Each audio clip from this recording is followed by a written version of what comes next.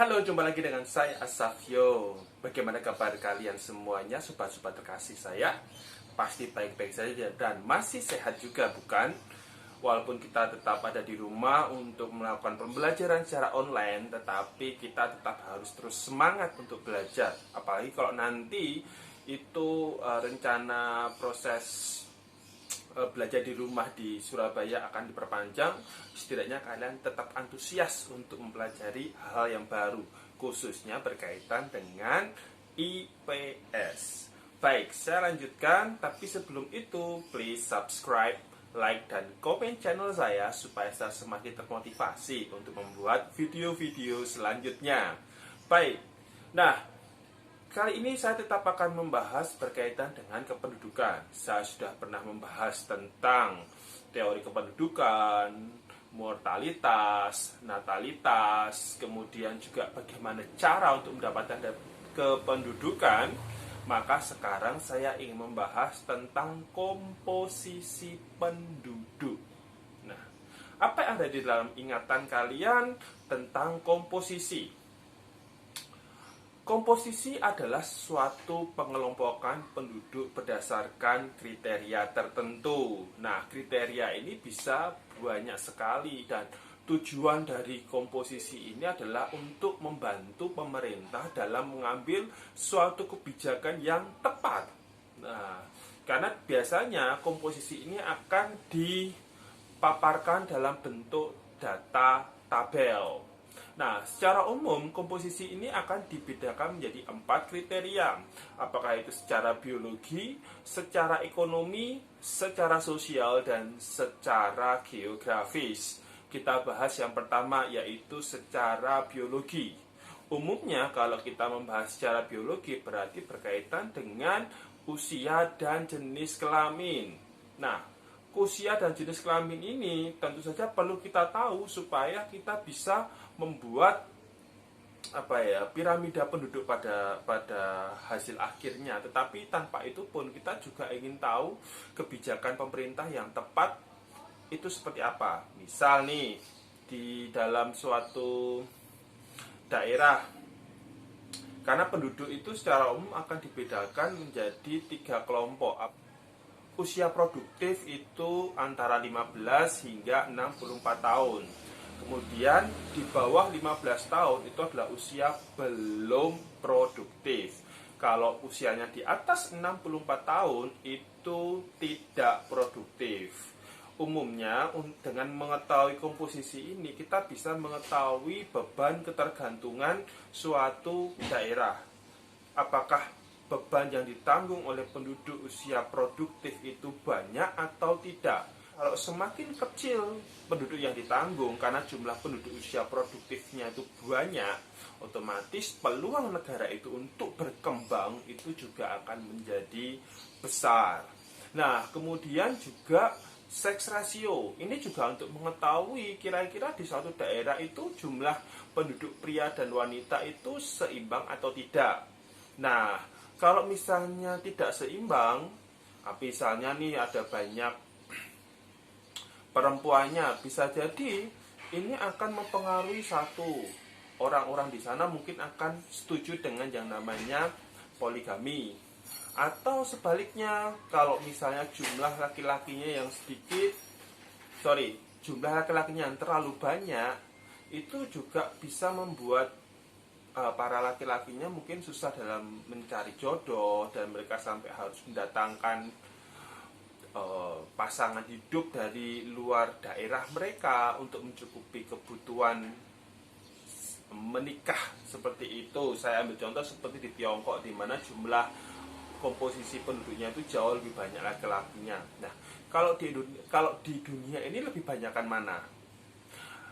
Seringkali kita itu mendengar bahwa jumlah perempuan lebih banyak. Apakah itu benar? Kalau melihat data dari PBB maupun itu data dari pemerintah Indonesia, maka jawabannya adalah tidak.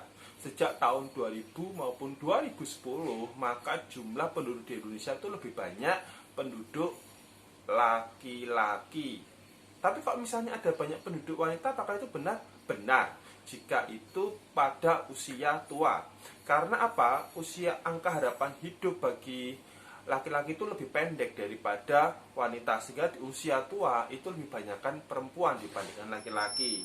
Tapi ini adalah salah satu contoh, karena nanti akan berkaitan dengan kebijakan apa yang perlu diambil oleh pemerintah terkait dengan ini. Oh, ternyata di tingkat kelahiran di suatu daerah itu lebih banyak laki-laki, karena banyak orang yang pengen punya anak laki-laki. Mungkin pemerintah akan memberikan penyuluhan bahwa seperti di Indonesia, bahwa punya anak laki-laki atau perempuan itu sama aja.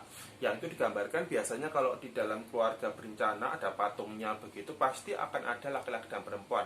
Tidak laki-laki semua atau perempuan semua. Tujuannya supaya orang tua itu tidak memiliki mindset bahwa memiliki anak dengan jenis kelamin tertentu itu dianggap lebih baik. Itu seperti itu. Nah, itu jika secara biologi. Biasanya dari biologi ini akan bisa dibentuk 3 jenis piramida. Apakah itu piramida ekspansif, piramida stasioner, dan piramida konstruktif. Jika itu piramida ekspansif, itu bentuknya seperti ini. Nah, bentuknya seperti ini yang artinya tingkat kelahiran itu lebih besar daripada tingkat kematian. Otomatis kalau tingkat kelahirannya tinggi, berarti pertumbuhan penduduknya juga pasti besar. Umumnya jenis piramida penduduk ekspansif ini itu berada di negara-negara yang masih berkembang, negara-negara miskin. Nah, yang kedua adalah piramida penduduk stasioner. Piramida penduduk stasioner itu memiliki bentuk antara bagian bawah, tengah, dan atas itu hampir sama. Nah, itu artinya apa? Berarti jumlah penduduk usia muda, dewasa, maupun usia tua itu juga cenderung sama, tidak memiliki suatu perbedaan yang tegas. Kemudian juga ada lagi, yaitu pertumbuhan penduduknya itu cenderung mendekati angka 0 atau rendah. Nah, kemudian apalagi, angka kelahiran itu hampir sama dengan angka kematiannya. Biasanya piramida penduduk stasioner ini bentuknya hampir mirip dengan dengan bentuk granat. Seperti itu. Kemudian yang terakhir adalah piramida konstruktif. Itu bentuknya seperti batu nisan. Jadi dia itu bagian atas itu lebar, tapi makin ke bawah itu makin mengecil misalnya. Nah, itu menandakan bahwa di daerah tersebut jumlah penduduk usia tuanya itu besar, sementara tingkat kelahirannya cenderung terus turun. Umumnya wilayah dengan piramida seperti ini menunjukkan tren penduduk usia tuanya itu banyak sekali. Saya ambil contoh seperti di Jepang. Nah, sementara penduduk usia mudanya itu cenderung sedikit sekali. Dan itu bisa diketahui atau kita langsung bisa mengetahui bahwa usia harapan hidup di sana juga pasti cukup tinggi. Nah, di negara-negara yang sudah sangat maju, rata-rata mereka mulai membentuk piramida konstruktif karena memang tingkat kesejahteraan yang tinggi membuat mereka itu tidak ingin punya banyak anak misalnya, sehingga akhirnya tingkat kelahirannya terus turun, tetapi tingkat kesehatannya juga semakin baik. Nah, kemudian komposisi yang kriteria kedua ini adalah berdasarkan ekonomi. Kalau berdasarkan ekonomi kita bisa melihat apakah satu dilihat dari tingkat pendapatan dan juga dilihat dari jenis pekerjaan. Contoh paling gampang, di suatu daerah itu jenis pekerjaan utamanya masyarakat di daerah tersebut adalah petani. Ini akan membantu pemerintah dalam mengambil suatu kebijakan. Misalnya mungkin mereka memberikan bantuan kayak bantuan bibit unggul misalnya. Jadi ini semuanya kita mengetahui data itu untuk untuk pemerintah bisa mengambil kebijakan yang tepat terkait dengan hasil tabel tersebut. Kemudian juga dari tingkat pendapatan.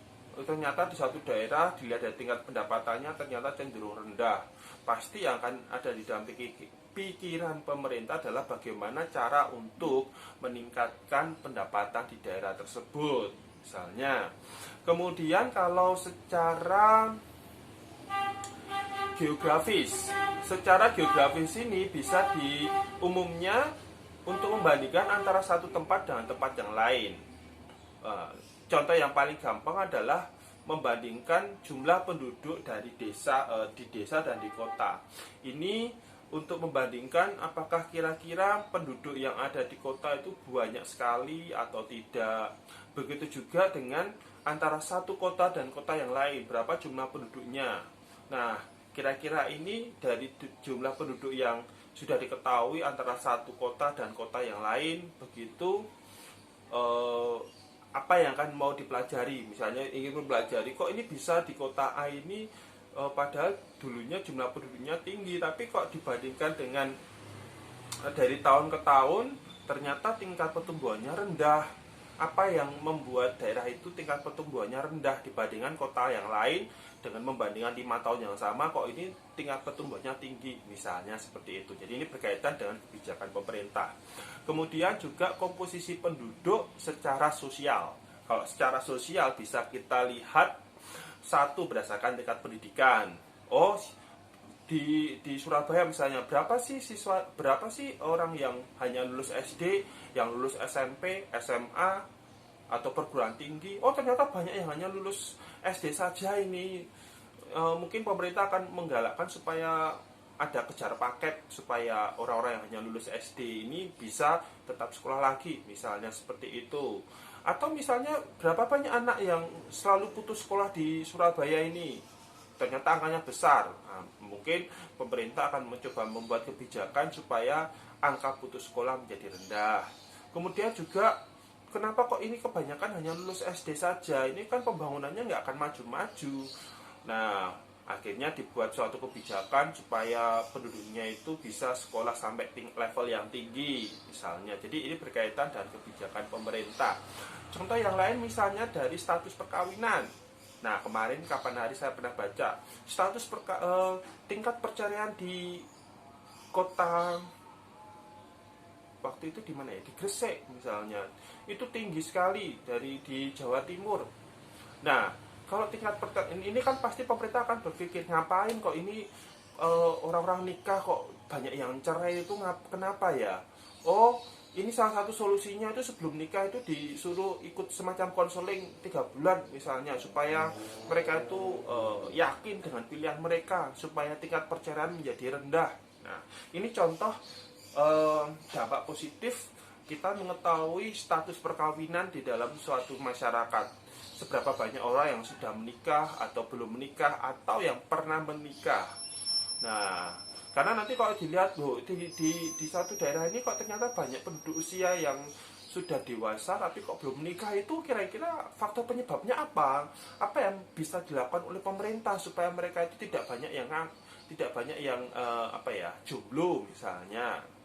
Itu. Kemudian juga bisa dilihat dari jenis agama, itu juga bisa. Kalau di suatu daerah ini mayoritas agama apa? Agama A. Bisa jadi kebijakan pemerintah itu akan lebih pro terhadap agama yang mayoritas di daerah itu, karena itu untuk mengakomodasi masyarakat yang tinggal di sana. Atau misalnya ada lagi berdasarkan etnis, itu juga termasuk secara sosial, karena kita harus tahu di satu kawasan ini penduduknya sangat plural sekali, tidak ada suatu kelompok yang sangat dominan, maka ini bisa akan mempengaruhi kebijakan pemerintah. Atau di satu daerah ternyata ada satu etnis yang sangat dominan di sana, ini juga akan mempengaruhi pemerintah dalam mengambil suatu kebijakan. 4 kriteria komposisi penduduk: biologi, sosial, ekonomi, dan geografi. Sampai di sini ada yang mau ditanyakan? Jika tidak,